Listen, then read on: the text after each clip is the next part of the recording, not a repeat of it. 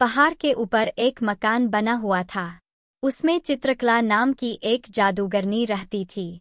वह काला जादू जानती थी।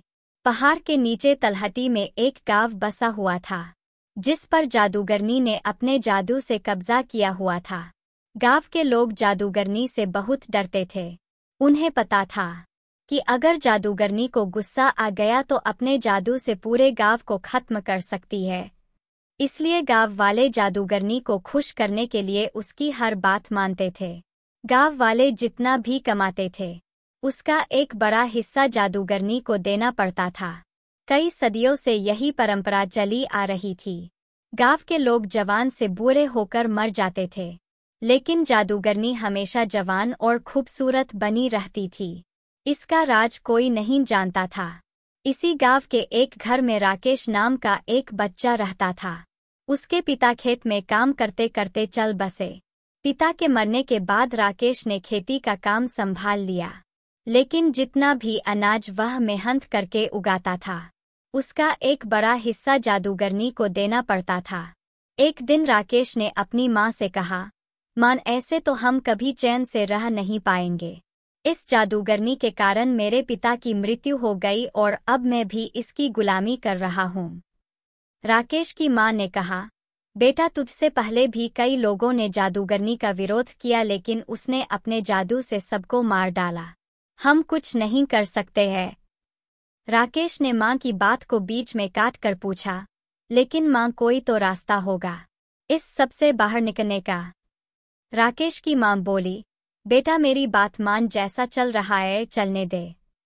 राकेश उस समय तो चुप हो जाता है, लेकिन उसके मन में जादूगरनी से गांव वालों को छुटकारा दिलाने की बात घर कर गई।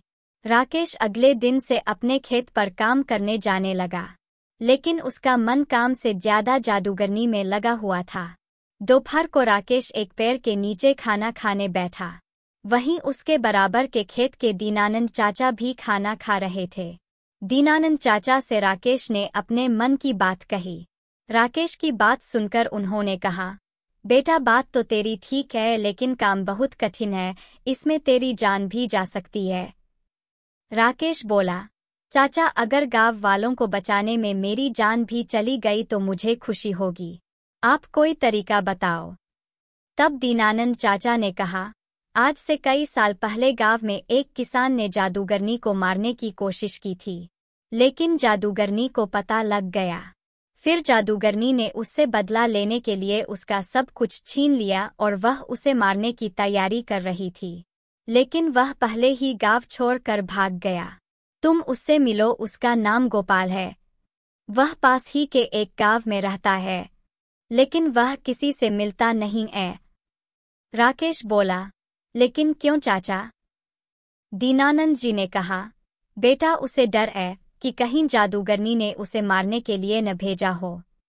राकेश ने सारी बात समझ ली। अगले दिन वह दूसरे गांव चल दिया। वहां वह गोपाल के घर पहुंचा। बहुत विश्वास दिलाने के बाद गोपाल ने राकेश से बात की। गोपाल ने कहा, मैंने एक बार रात को जादूगरनी के महल में जाकर उसका गला दबाया, जिससे वह सोते सोते मर जाए, लेकिन वह मरी नहीं, क्योंकि उसने अपने प्राण एक तोते में रख रखे हैं।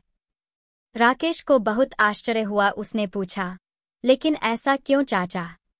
गोपाल ने आगे बताना शुरू किया, बात यह है कि जादूगरनी हमेशा जवान और खूबसूरत बने रहना चाहती है, लेकिन उसका जादू अपने ऊपर नहीं चलता, इसलिए उसने उस तोते को पाल रखा है।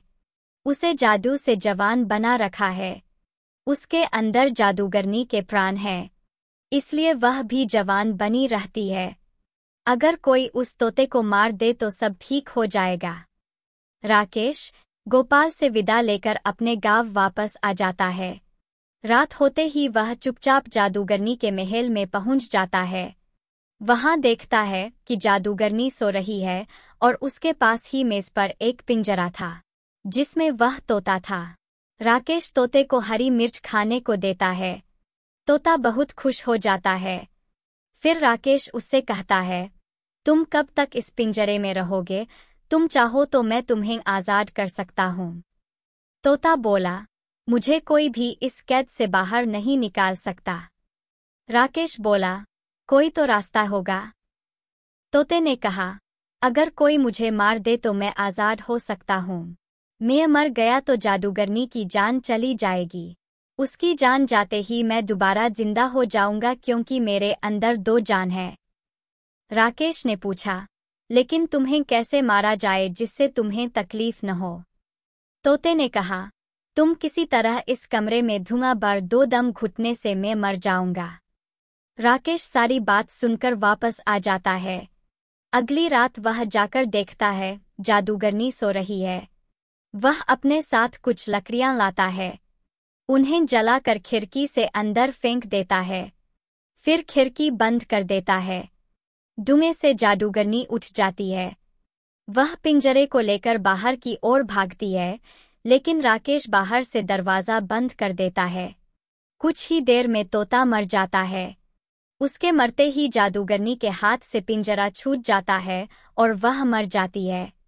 यह सब राकेश बाहर से देख रहा था।